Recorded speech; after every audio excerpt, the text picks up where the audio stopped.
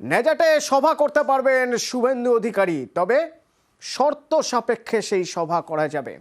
নেজাটে রবিবার সভা করতে পারবেন, রবিবার সভা শুভেন্দু অধিকারী। সকাল 10টা থেকে বিকেল 5টা পর্যন্ত অনুমতি। অর্ণব প্রতিনিধি আমার সঙ্গে রয়েছেন। অর্ণব, বিচারপতি জয় সেনগুপ্তর অনুমতি মিলেছে।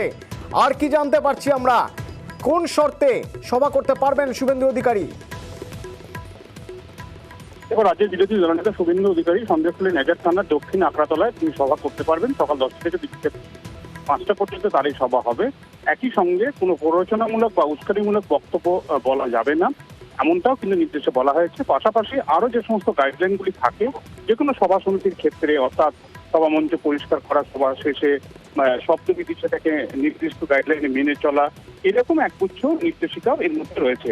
তবে একই সঙ্গে রাজ্যের তরফে এদিন জানানো হয় যে স্থানীয় যে জায়গায় সভা করার কথা সেখানে 144 ধারা জারি রয়েছে বর্তমান সন্দেশখালীর পরিস্থিতির কথা মাথায় রেখে। এক্ষেত্রে বিচারপতি জয় সেনগুপ্ত প্রশ্ন করেন, শুধুমাত্র সভা আটকাতেই আপনারা এই 144 ধারা বাতিল করেছেন এমনটা অভিযোগ করছি, আপনারা যে তা করেননি তা প্রমাণ দিন। অর্থাৎ এই সভা অনুমতি আটকানো ছাড়া অন্য কোনো উদ্দেশ্য রয়েছে 144 ধারা জারি করার, তা দেখান।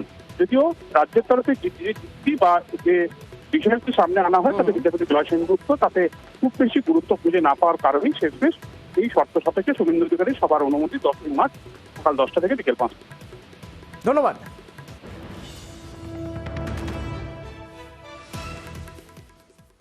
আমরা আপনাদের দেখিয়েছিলাম শাহজাহান মার্কেটের ছবি। শাহজাহানের নামে মার্কেট, যে মার্কেটে জমি কিভাবে পাওয়া গিয়েছিল তা নিয়ে প্রচুর মানুষের ক্ষোভ রয়েছে। নিউজ 18 বাংলার ক্যামেরার সামনে সেই ক্ষোভ তারা উগড়ে দিয়েছিলেন। তারা বলছিলেন যে কিভাবে তাদের জমি ছিনিয়ে নেওয়া হয়েছে। তো সেই মার্কেট শাহজাহান মার্কেট। আর যখন সিবিআই এর টিম যায় তখন এই মার্কেটেও যায়, সরবেরিয়াতে যখন তার বাড়িতে যায় শাহজাহানের, তখন এই মার্কেটেও যায়। এই দেখুন তালা খুলে মার্কেটের যে অফিস, শাহজাহান নিজের নামে মার্কেট, সেই নিজের নামে অফিস, সেই অফিসেও সেখানে যায় এবং সেখানে 3D লেজারের মাধ্যমে ওই মার্কেটের জায়গাও জরিপ করা হয়।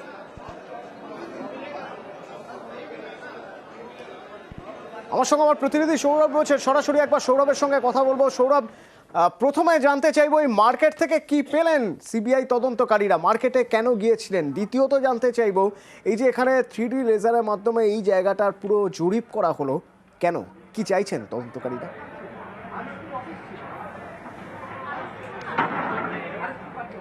একেবারেই দেখো, প্রথমে তোমাকে জানাবো যে এই গত 5 তারিখে ইডির আধিকারিকরা যখন এই শেখ শাহজাহানের মার্কেটে যখন তারা এসেছিলেন, এই মার্কেটের অফিসে যখন ইডির আধিকারিকরা তল্লাশি চালানোর জন্য এসেছিলেন, সেই সময় তারা আক্রান্ত হয়।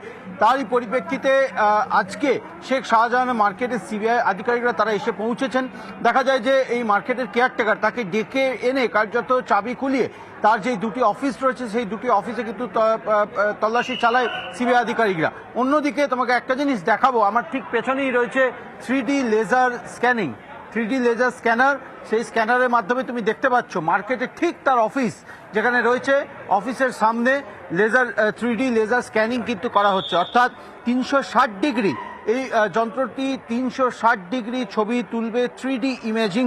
এবং তার পরিপ্রেক্ষিতে সিবিআই এবং ফরেন্সিক তারা জানতে পারবে, তারা সেই জায়গা থেকে রিসার্চ করে তুলে ধরতে পারবে যে ইডির আধিকারিকরা যখন তার অফিসে গেছিল সেই সময় তাদের উপরে যখন হামলা চালানো হয়েছিল সেই সময়কার ইমাজিনেশন, সেই সময়কার ইমেজ এই 3D লেজার স্ক্যানারের মাধ্যমে সেটি উঠে আসবে এবং পরবর্তী ক্ষেত্রে সেই রিপোর্ট মনে করা হচ্ছে, সেই রিপোর্ট কলকাতা হাইকোর্টে সিবিআই আধিকারিকরা তারা জমা দেবে। অন্যদিকে তুমি দেখতে পাচ্ছ ঠিক 3D লেজার স্ক্যানারের সামনেই যেই অফিস রয়েছে সেই অফিসেই কিছুক্ষণ আগেই সেন্ট্রাল ফরেন্সিক সায়েন্স ল্যাবরেটরির সায়েন্টিস্টরা তারা দেওয়াল থেকে একাধিক নমুনা কিন্তু সংগ্রহ করেছে। অর্থাৎ দেওয়ালের যে রং, পেন্টিং, যেই রঙের নমুনা সেটাও কিন্তু সংগ্রহ করা হয়েছে এবং একাধিক এভিডেন্স, ছবি কিন্তু সংগ্রহ করেছে সিএফএসএল এর সায়েন্টিস্টরা। সব মিলিয়ে একদিকে যখন শেখ শাহজাহানের মার্কেটে সিবিআই তারা কেয়ারটেকারের বয়ান নিচ্ছে, অন্যদিকে সিএফএসএল এর সায়েন্টিস্টদের তরফ থেকে তারা কিন্তু এখানে এভিডেন্স কালেকশন করছেন এবং অপরদিকে দেখা যাচ্ছে সিবিআই আধিকারিকদের তরফ থেকে 3D লেজার স্ক্যানিং কিন্তু করা হচ্ছে। অর্থাৎ মার্কেটের মূল যে এন্ট্রেন্স, আচ্ছা, ওই মার্কেটের দোকানদার তিনি কি বলছেন একবার শোনা যাক। আপনার কাছে কি চাবি চেয়েছে? হ্যাঁ, চাবির কথা জিজ্ঞাসা করেছিলেন, কিন্তু আমরা বলতে পারবো না চাবি কোথায় আছে কি না, আমরা জানি না। দেখাশোনা সেই বিষয়ে কি আপনার? না, ওসব না। হ্যাঁ, কেয়ারটেকার ব্যাপারে আমার কেউ জিজ্ঞেস করেনি। আচ্ছা, এই অফিসের সামনে কি পুলিশ সবসময় এখন মোতায়েন থাকে? এখন পুলিশ সবসময় মোতায়েন থাকে। দিনে রাতে সব? হ্যাঁ, সব সময় থাকে। তো এ তো গেল মার্কেট। তো তার আগে আপনাদের একবার বাড়ির ছবিটা দেখিয়ে নিই। তার কারণ এই মার্কেটে যাওয়ার আগে বাড়িতে সরবেরিয়ার আকুঞ্জিপাড়ার সেই বাড়ি 5ই জানুয়ারি যে বাড়িতে সবেমাত্র তালা ভাঙতে গিয়েছিলেন ইডি আধিকারিকরা সিআরপিএফ জওয়ানের সঙ্গে বা সিআরপিএফ জওয়ানদের সাহায্যে, ঠিক সেই সময় কোথা থেকে যেন প্রচুর মানুষ চলে এলেন, বিক্ষোভ দেখাতে শুরু করলেন এবং তারপরের ঘটনা আপনারা জানেন, আপনারা দেখেছেন বহুবার। এবং শুধুমাত্র ইডি আধিকারিকরা যে রক্তাক্ত হয়ে ফিরেছিলেন তা নয়, ক্যামেরা ভাঙা হয়েছিল, বুম ভাঙা হয়েছিল, চড়চাপাটি, ঘুষি, লাথি আমার সহকর্মীদের উপরেও পড়েছিল। তো সেই দিনের পর 8ই মার্চ আজ সেই বাড়ির তালা খুললেন সিবিআই তদন্তকারীরা, সঙ্গে forensic team, central forensic team. সেখান থেকেও কিছু নমুনা সংগ্রহ করা হয়, 3D স্ক্যানারের মাধ্যমে ম্যাপিং হয় এবং শুধু বাড়ির ভিতর থেকে বিভিন্ন জায়গা থেকে নমুনা সংগ্রহই নয়, ওই বাড়ি থেকে মোড় পর্যন্ত যেখানে মব ছিল সেদিন, ওই রাস্তার পুরোটা মাপজোক করা হয় তদন্তের স্বার্থে, নমুনা সংগ্রহ হয়।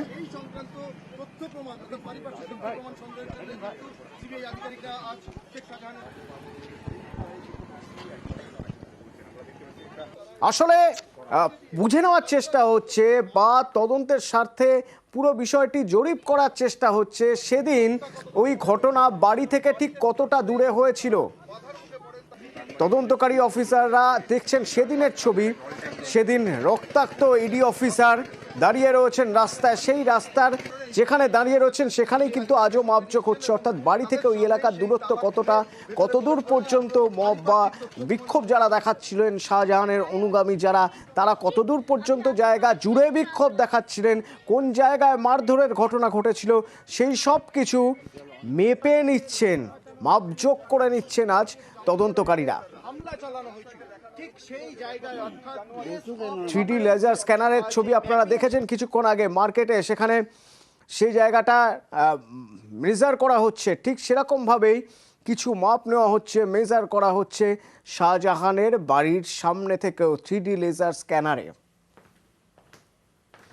আর এই সব যখন হচ্ছে তখন একটু দূরে গ্রামের মানুষ তারা বসে আছেন, তারা দেখছেন যে কি হচ্ছে, তদন্তকারীরা কিভাবে তদন্ত করছেন, কি মাপজোক হচ্ছে।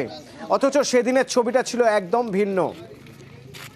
সেদিন দেখা গিয়েছিল কিছু মানুষ এসে চড়াও হলেন তদন্তকারীদের উপর, আর আজ দেখা যাচ্ছে কিছু মানুষ, গ্রামের মানুষ, তারা দূর থেকে দাঁড়িয়ে দেখছেন যে শাহজাহানের বাড়ির সামনে আজ আবার তদন্তকারীরা কি করছেন তারা।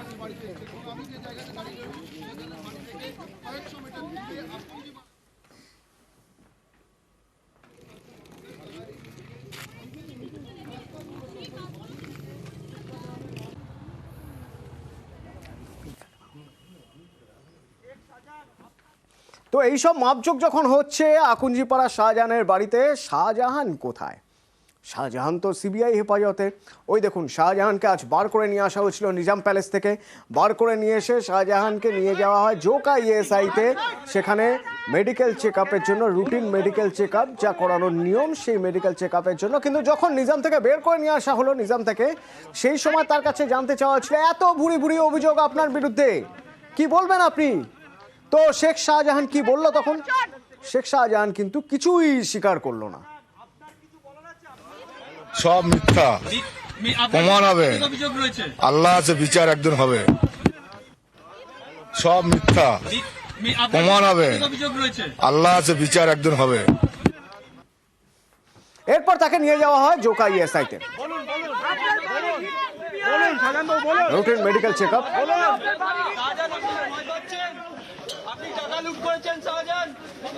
সেখানেও বারবার তাকে প্রশ্ন করা হয় ঠিকই, না কোনো জবাব নিলেন।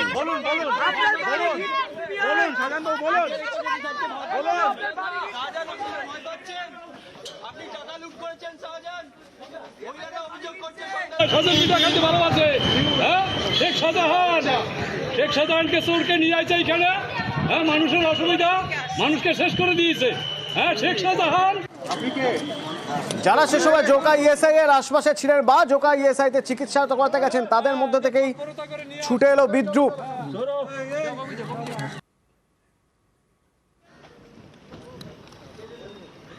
তো স্বাস্থ্য পরীক্ষার পর তাকে আবার ফিরিয়ে আনা হলো নিজাম।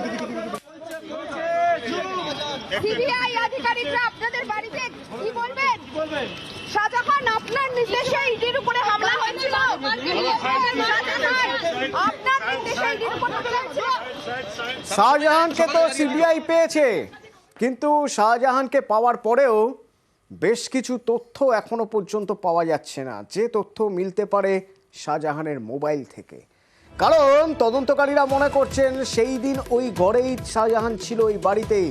যখন ইডির তদন্তকারীদের উপর হামলা হয় সে সময় ভিতর থেকেই ফোনে কি কোনো নির্দেশ দিচ্ছিল শাহজাহান? কাদের সঙ্গে যোগাযোগ করছিল, কাদের সঙ্গে কথা হচ্ছিল শাহজাহানের, সেই সব জানা জরুরি। এবং সেই সব কিছু জানতে গেলে শাহজাহানের মোবাইল জরুরি। কিন্তু শাহজাহানের দুটো মোবাইল মিলছে না, যে দুটো মোবাইল থেকে অনেক গুরুত্বপূর্ণ তথ্য বেরোতে পারে। কারণ ইতিমধ্যেই কল লিস্ট ঘেঁটে পাওয়া গিয়েছে শাহজাহান প্রভাবশালীদের সঙ্গে যোগাযোগ করেছিল সেই দিনই। তাদের মধ্যে একজন বিধায়কও রয়েছে বলে সিবিআই সূত্রে খবর পাওয়া যাচ্ছে। মোবাইলের খোঁজ যদি মেলে তাহলে টেক্সট বা কল ডিলিট হয়েছে কিনা তা খতিয়ে দেখা